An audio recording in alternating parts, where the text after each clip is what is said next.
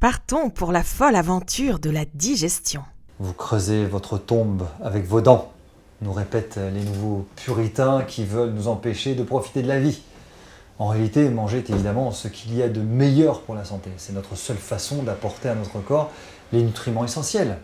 Et aujourd'hui, plutôt que de parler des bienfaits des brocolis ou du poisson, partons en voyage le long de votre système digestif pour tenter de comprendre comment vous pouvez aider votre corps à profiter au mieux des bonnes choses que vous mangez. De la bouche jusqu'à l'anus, la voie intestinale ressemble à une chaîne de montage ou de démontage de 8 à 9 mètres de long. La nourriture arrive, entière d'un côté, et les déchets inutilisables sont rejetés de l'autre. En chemin, évidemment, les nutriments sont extraits de la nourriture et absorbés par le sang en fonction des besoins du corps. Ce processus s'appelle la digestion. Et évidemment, quand la chaîne fonctionne mal, ça s'appelle l'indigestion. Le but de la digestion est de casser les gros morceaux de nourriture qui sont dans votre assiette, en particules suffisamment petites, pour qu'elles puissent passer à travers la paroi de votre intestin pour aller dans votre sang. Votre corps donc va utiliser des moyens mécaniques et des produits chimiques naturels, évidemment, produits par votre corps pour ce faire. En comprenant la façon dont fonctionne votre système digestif, vous pourrez améliorer la façon dont vous vous sentez, dans vos tripes, dans votre corps. Nous allons suivre l'itinéraire peu commun d'un aliment, par exemple, une entrecôte frite. Et ça, du haut vers le bas. Tout d'abord, il faut comprendre que la digestion commence dans votre cerveau. Avant votre repas, vous imaginez comme ça va être bon. Votre œil est soudain beaucoup plus attentif à ce qui peut ressembler à de la nourriture. Votre nez vous attire en direction d'une boulangerie dont il sent la bonne odeur des croissants. Ce sont des étapes essentielles car vos yeux et votre nez permettent à votre cerveau et à votre corps de se préparer à manger. Le simple fait de penser à de la nourriture déclenche la sécrétion des liquides digestifs dont vous allez avoir besoin. Votre bouche salive et votre estomac se met en route à la simple pensée de cette première bouchée d'entrecôte grillée, salée et juteuse. Cette entrecôte qui va entrer en contact avec votre palais. Dès lors, dès la mise en bouche, il va falloir mâcher. Mâcher, mâcher, mâcher, mâcher. Votre maman avait raison quand elle vous disait de bien mâcher votre nourriture. Quand le morceau d'entrecôte entre dans votre bouche, la première étape du démontage commence. Vos dents séparent la viande en petits morceaux augmentant la superficie sur laquelle les produits chimiques de votre propre digestion, appelés enzymes, vont pouvoir agir et pénétrer.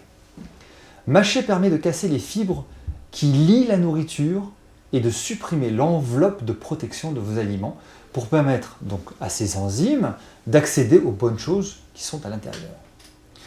La salive qui a commencé d'avance à couler dans la bouche enveloppe les petits morceaux d'entrecôte et de frites avec le premier enzyme digestif, l'amylase salivaire. L'amylase casse les glucides en petites molécules de sucre. Séparées de leurs amis, celles-ci sont maintenant prêtes à être cassées en morceaux encore plus petits, si nécessaire, pour franchir la barrière intestinale et encore pénétrer dans votre sang. La graisse commence, elle aussi, à être digérée dans votre bouche grâce à de minuscules jets d'une enzyme qui dissout la graisse appelée la lipase linguale. La salive lubrifie aussi la nourriture, permettant à votre entrecôte frite de glisser le long de votre œsophage, le tube qui relie la bouche à l'estomac. La salive est véritablement la potion magique de notre corps. Parce qu'en plus d'aider à la digestion, on a récemment découvert qu'elle contient une substance appelée le facteur de croissance épidermique. Il se trouve que cette substance régénère et guérit les tissus intestinaux abîmés ou irrités. C'est peut-être la raison pour laquelle, je ne sais pas si vous avez remarqué, les animaux lèchent leurs plaies. Alors réjouissez-vous, votre corps fabrique automatiquement 1 litre par jour de salive. Un premier petit conseil, mangez par plus petites bouchées. Bien mâcher votre nourriture et avaler lentement aide à mieux préparer votre nourriture pour l'étape suivante du voyage. Vous avalerez moins d'air, donc moins de renvoi, et vous êtes plus attentif aux signaux qui indiquent que votre estomac est plein. Enfin, Vous évitez de provoquer un embouteillage dans votre chaîne de démontage. Votre maman ne vous disait pas seulement de mâcher, sans doute vous sermonnait-elle également pour que vous mangiez plus lentement. Une fois de plus, elle avait raison. Puis entre en scène l'œsophage. L'œsophage est un tuyau bien rigolo d'une trentaine de centimètres qui pousse les aliments vers l'estomac. À l'intérieur, il est très lisse et recouvert d'un liquide appelé le mucus, ce qui permet aux aliments de glisser plus facilement. Les aliments que l'on vient d'avaler forment une boulette qui est poussée dans l'œsophage grâce aux muscles de sa paroi. Ces muscles ressemblent à des anneaux qui se resserrent les uns après les autres toutes les 9 secondes à peu près. Ils font ainsi avancer les aliments, même si l'on mange couché ou même en poirier si on désire. Alors quand elle entre dans votre estomac, la bouillie de votre bouche se mélange avec tout ce qui s'y trouvait déjà. L'estomac est une sorte de robot de cuisine, robot qui sert à mixer, avec un effet mécanique et chimique. C'est une poche fermée, l'estomac, de muscles entrecroisés, et quand il se contracte, les muscles mélangent la nourriture dans tous les sens. Comme vous, par exemple, vous pétreriez de la pâte à pain. La muqueuse de l'estomac sécrète un certain nombre de sucs gastriques, de l'acide chlorhydrique qui dissout la nourriture, une enzyme appelée la pepsine qui casse les protéines, et une enzyme appelée lipase qui, elle, dissout les graisses. Comme les fruits et les légumes écrasés en purée dans un robot culinaire par exemple, la nourriture est brassée et mélangée à des sucs digestifs jusqu'à ce qu'il ne ressemble à une espèce de soupe épaisse. Ce liquide est appelé le chyme. Des muscles circulaires qui entourent votre estomac, en haut et en bas, pour empêcher vos aliments de descendre avant qu'ils ne soient passés à l'état liquide. Parfois, ces muscles en haut et en bas peuvent présenter des dysfonctionnements. Le muscle, par exemple, à l'extrémité inférieure, qu'on appelle le pylore, peut être trop serré et empêcher le contenu de l'estomac de se vider vers le bas. Je ne sais pas si vous avez entendu parler, dans la petite enfance, le problème est appelé sténose du pylore, ce qui se traduit par des vomissements de fréquence et de gravité assez croissantes. C'est une urgence médicale. Le muscle de l'extrémité supérieure de l'estomac est appelé sphincter gastro-œsophagien et peut devenir trop lâche. Le contenu de l'estomac ne reste pas à l'intérieur pendant l'étape du mixage de la nourriture. Cela cause des reflux gastro-œsophagiens.